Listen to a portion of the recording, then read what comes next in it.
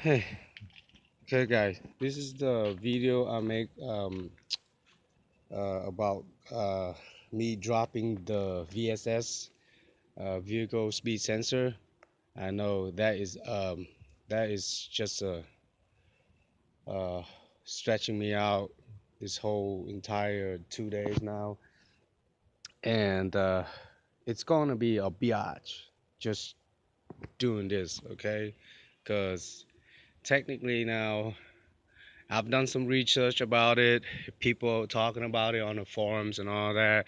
I know that's what's gonna happen because there's no way that I can get the speed sense, the gear, the plastic. It's a nylon, really. It's not plastic. It's nylon, so it's almost the same thing. But it's a nylon gear that's dropping down into my transmission with the oil and all that. Now it's floating around the transmission, like floating around the transmission on the area that I dropped it. So that's the transmission right here. And I know you guys can't really see it, but that's where I dropped it down to that hole. Well, you guys can't really see it either. Yeah, so I'm gonna have to drop the transmission down so you guys can see it. But anyway, I dropped it inside the transmission. Now it's floating. The gear is floating around the transmission, and there's no way. I've been trying to, use my finger in my hands to get it out, but obviously my finger's not long enough, and no pliers or anything like that can do anything like that because that hole is pretty small. Okay, it's a big hole, but it's deep, so there's no way anything can get down there and get it. I mean, I call my friend, talk about it. They think it's easy thing. No, it's not. I mean, you think you can use your finger or even a long curvy pliers. That's not going to work either. I don't think that's going to work because right now it's probably floating around somewhere in that area, and there's no way that you can have anything curvy enough to like pull it back or fish it back. It's most likely not. It's kind of like you have to fish it right now. You gotta go fishing. So it's gonna be so hard to fish because it's not a fish. It's a gear. It's a plastic gear right now. It's floating around the the transmission oil inside of that, and inside of that there's transmission oil and there's gears, and I don't know where's the gear belong, like what size they're gonna be gear. I'm pretty sure gear gonna be on the left side here, on the front here of the transmission, and that's where the sensor located, and that gear probably floating around somewhere around there. um, yeah, so the transmission just hold oil enough around that size area, and under here, under the transmission, and over here it's gonna be gear, and over there that's the clutch. Okay, so I'm pretty much screwed, guy. It's screwed. Like I I'm I know for a fact that I'm gonna have to drop transmission and tear it apart to really uh get down and find the gear. So I mean, I guess it's a good thing too, and it's a bad thing too. I mean, there's a pro and a cons. The good thing about it, I mean, let's talk about the good thing first, or the bad thing. Okay, let's talk. Well, the bad thing, there's too much bad thing than good thing. The good thing is that I get the chance to experience. I guess God want me to do that. I get a chance to experience the transmission because throughout the whole rebuild, I know everything about the engine, but I do not know anything about the transmission yet. So this is the time for me to learn about the transmission. Okay? So I guess that's a good thing that I can learn about the transmission. Tear it up apart if I have to. I hope I don't have to tear it apart, like, you know, unbolt all of these screws right here on the transmission so I can get to the gear. I hope I don't have to do all that because the transmission has two parts. This part size over here, that's the clutch size, and this part over here, that's the gear of the transmission. Okay, so I hope I don't have to cut in half, or unbolt it in half right there, because that's, if you unbolt it in half, there's a seam right there. I have to seal it back, and I never done it before, and I need to get a gasket when I seal it back together, and you need to know which kind of RTV to use it, you know, Because I remember back in the day when I took my car to a friend mechanic. He got a shop. They have a shop, a pretty big shop, and I took it there for them to change the clutch. And I remember you have to like use a gray RTV to like bolt the transmission back onto the engine. Yeah, that's what I remember. But about this transmission bolted back to this engine, I don't remember those street mechanic did it. They didn't put any RTV right between the transmission and the engine, the block, when they install it back in with the clutch. I didn't see them putting RTV on it, but they could be. I don't remember they did it or not, but I don't think they did it though. If they do, I would have see it. I don't see any RTV right between the engine and the transmission. So I don't know. I'm gonna have to research when I get to that part, see if I need RTV. But so far, I know I gotta losing down the transmission, and and and of course I gotta drain the transmission oil first. Okay. Now that's the bad news. The good news I say is I have a chance to experience tearing down my transmission, and learn about it too. Well, I hope I don't have to tear it out like I say. I hope I can just drain all the oil, drop the transmission, and go ahead and shake around, and try to get the gear on nearby the top of the transmission hole that I dropped down. Hopefully, it'll come out of that hole, and it's not gonna be easy because that gear is about the same size as a hole. So I hope I'm lucky enough to have the gear somewhere around the hole so I can like get a plier or something to grip it out. Um, I hope it's not gonna be that hard, but it is gonna be hard already because I have to drop down the transmission to get into it, and before I drop it down to get into it, I have to get rid of all this on the top here. I gotta loosen all this. I gotta take off all these things up here on the top before I drop it down too, like harness wire, all this thing right here.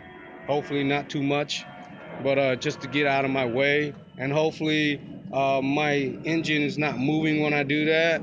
So pretty much I have to like loosen this engine mount in front here, and I have to drop down that what's that? The sway bar down there is a big long cross member. I have to drop that down, of course, and I probably have to. Yep, I'm gonna have to drop down the back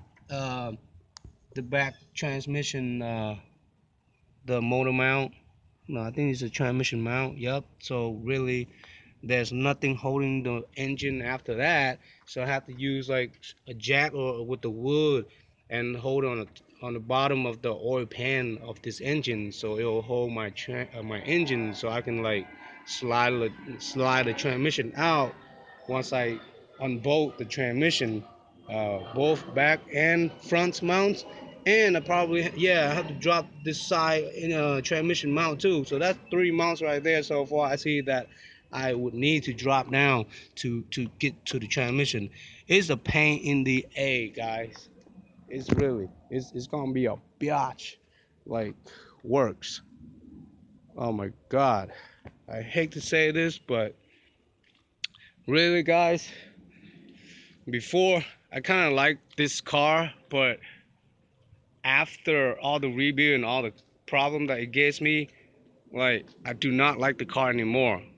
The only thing I probably like is the body. The body is nice, okay, guys. Don't get me wrong. Like I know a lot of you guys like the Eclipse, the body and all that. It looks nice, okay. But the engine is SHITTY, just like most people say. 420A engine on the Eclipse is just it's just not a good engine, guys. I mean, a lot of people dissing this engine the whole time because it's a Chrysler engine. It's not a straight Japanese engine like the 4G63 turbo engine. I would love that to have in my car. Back in the day, it was Mitsubishi made it 4G63 turbo, or at least 4G64, just like my 99 Mitsubishi Eclipse GS convertible, at least. but this is a 420A, and the transmission, it's a FC something, but it's a transmission. I don't know. I mean, I have not get into the transmission, but I think it's not so good either. Just like the engine, okay. But well, so far the transmission not giving me any problem. You know, it's pretty good, all right already. But the engine has given me problem after the rebuild, and transmissions seems like it's okay. But right now with this thing, this work right here, it's gonna be very very tough for me. Like, I mean, I guess a lot of people say that's not so bad, but who feel like dropping the transmission, huh? I'm not trying to be lazy or anything, but this is bull, you know? Like, dropping the transmission, if I have to change the clutch or rebuild the transmission, then that's no big deal. Then I would love to do that. But dropping the darn transmission just to get into just to tear it out so I can get the gear out. I mean, I drop the gear, and it's a nylon gear too.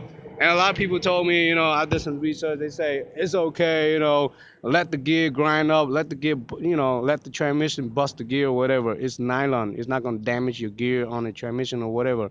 And most of the time it'll go down to the oil drain, but no, you cannot take it out from the oil drain, okay, because the oil drain hole is smaller, okay, if you guys don't notice.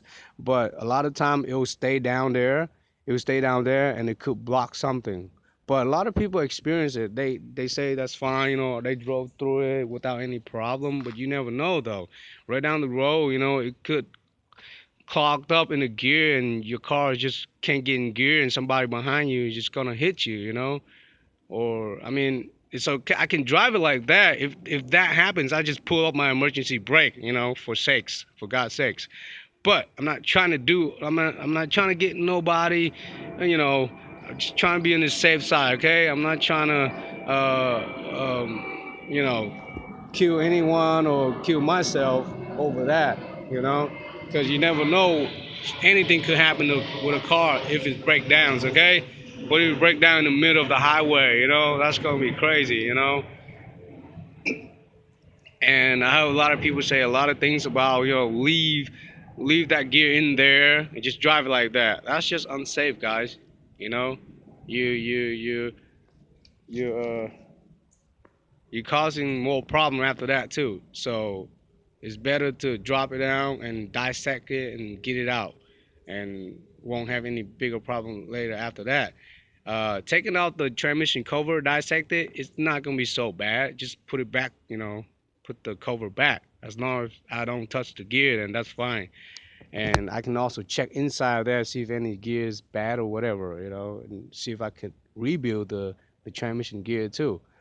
If I don't rebuild it, I'll put it back together and just bring it to a transmission shop and have them rebuild it. That's all. And I'm gonna clean it after that too. I'm gonna clean it good, and hopefully I don't have to rebuild it if worse in worst case. But I'm gonna have to drop it down, dump all the oil first, drop it down, and search around for it, like shake around to search for that gear. And it's just gonna be pain, guys.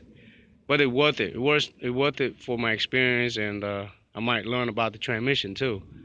And guys, you can't fish it.